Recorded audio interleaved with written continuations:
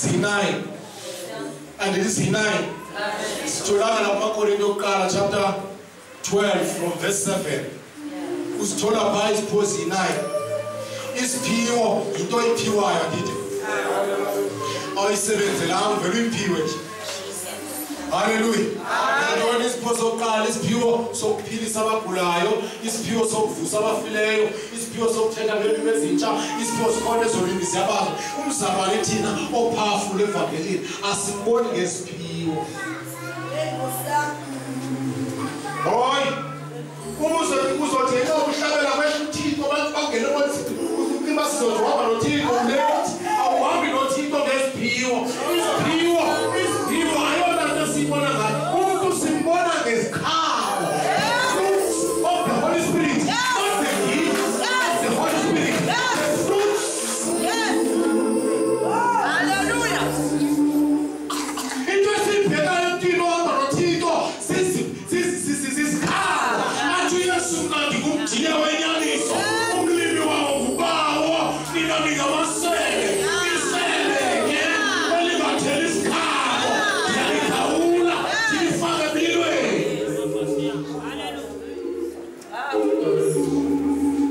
Andini siyazibona isiphiwo apho sona. 1 Corinthians. Chapter 1. Chapter 12. Make sijonge isikhawu. Magalati chapter 5. Make sijonge isikhawu. Siphaye isikhawu. Singamoya. Usathane unezinto zasezulwini azaziyo wena ongazaziyo. Ngoba uSathane asekhe aye ezulwini. Ubuye wena. Awukhumbule kuzawujika uvela uSathane elekujuja.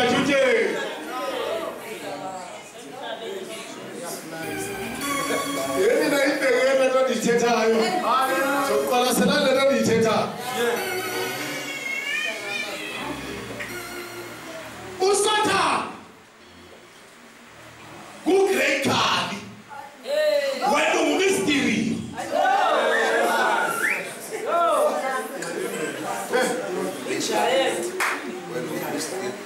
Uyambona u-great khali awusilwa naye susondele ngoba ubike wakubamba.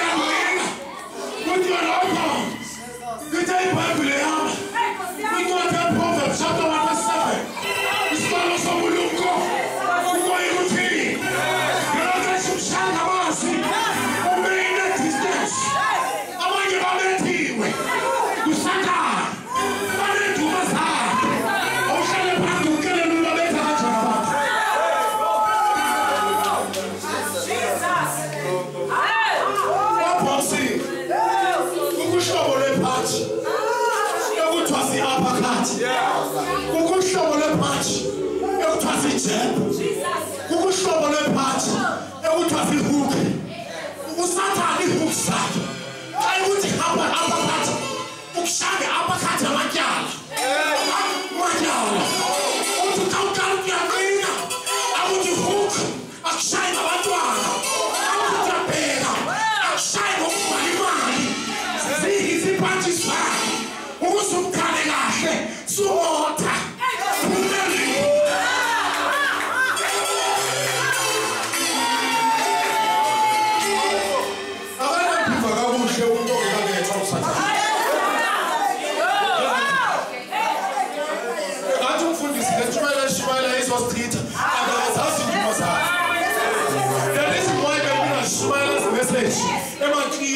Akufunekanga ukuthi iphumele kube ubungekangena. Kufuneka ukufundisa. Ungena ubethwe sikushaye. Bema sifuna ukuthi